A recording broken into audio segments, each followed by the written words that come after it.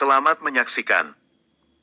Dibuat acara demi acara diselenggarakan. Tujuannya satu, agar kita tidak kehilangan panutan. Panutan sejati kita adalah baginda Nabi besar Muhammad. Allahumma salli ala Sayyidina Muhammad. Tidak ada majlis yang mulia seperti malam ini. Kenapa ini majlis dikatakan majlis yang mulia? Satu, di dalamnya dibacakan zikir kepada Allah. Kedua, dibacakan sholawat kepada Rasulullah. Ketiga, kita mengambilkan intifa, kita mengambilkan pelajaran, kita mengambilkan manfaat, kita mengambilkan peringatan, kita mengambilkan sesuatu yang kita simpan di dalam hati kita, supaya hati kita jauh lebih baik, jauh lebih bagus, jauh lebih bersinar dengan mendengarkan kalam-kalam, kata-kata mutiara-mutiara yang keluar daripada lisan-lisan para ulama. Karena itu yang dikatakan oleh Sayyidina Imam Luqmanul Hakim, ya bunayya, wahai anakku, alaika bimujalasatil ulama, hendaknya kamu suka duduk dengan ulama. Kenapa kita harus suka duduk dengan ulama? Nasihatnya Sayyidina Imam Luqmanul Hakim kepada putranya, fa innallaha, karena sesungguhnya Allah akan menghidupkan hati yang mati dengan cahaya ilmu, kama yuhyiyal arda biwabalil matari, sebagaimana Allah menghidupkan bumi yang mati dengan tetesan air hujan. Itu manfaat kita mendengarkan nasihat daripada nasihat ulama. Ini majlis yang mulia. Yang pertama, karena di dalamnya ada zikir kepada Allah. Allah nyatakan di dalam Al-Quran, ala bidzikrillahi tatma'innul qulub.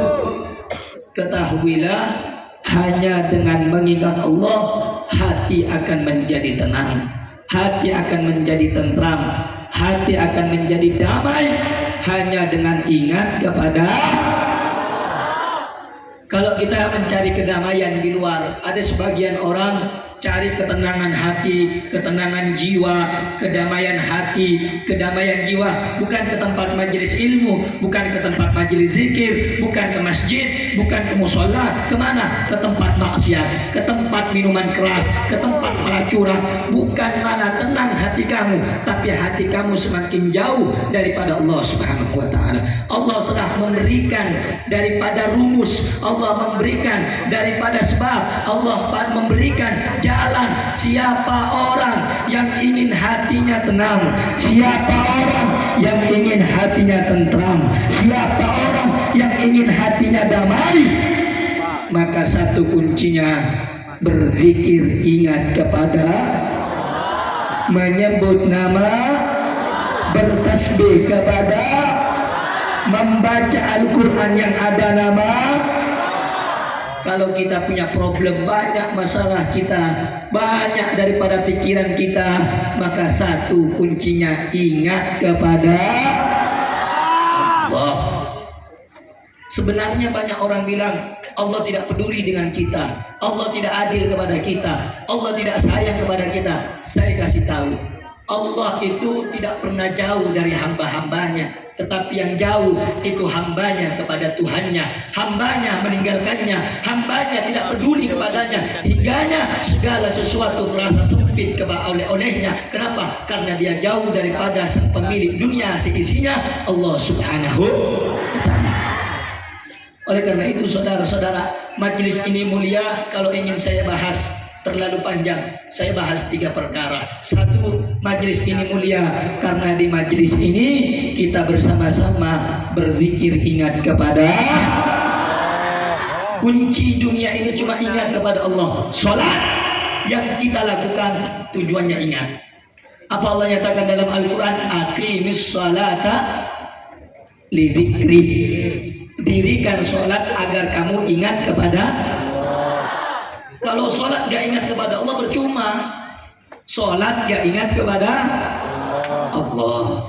Karena itu, saudara-saudara, apa fungsinya daripada ulama-ulama terdahulu membawa thariqah, yakni jalan agar membenahi hati di dalam ibadah kepada Allah, agar hati manusia tidak bodoh, agar hati manusia tidak sesat, agar hati manusia tidak lalai di dalam ibadah kepada Allah.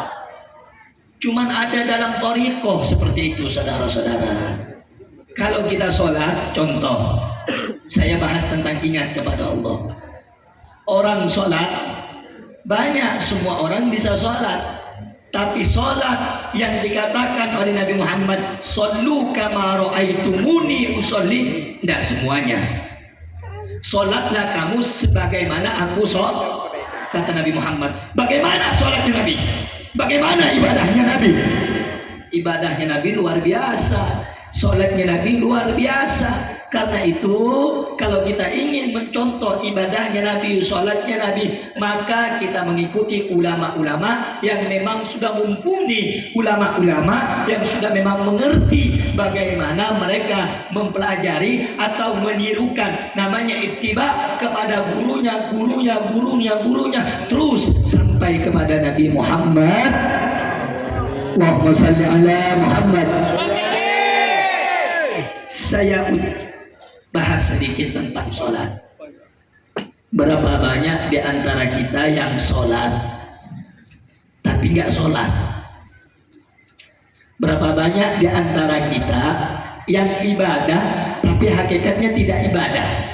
Berapa banyak di antara kita secara hakikat dia sholat tapi dia bohong? Sholat tapi bener mak sholat mak bohong.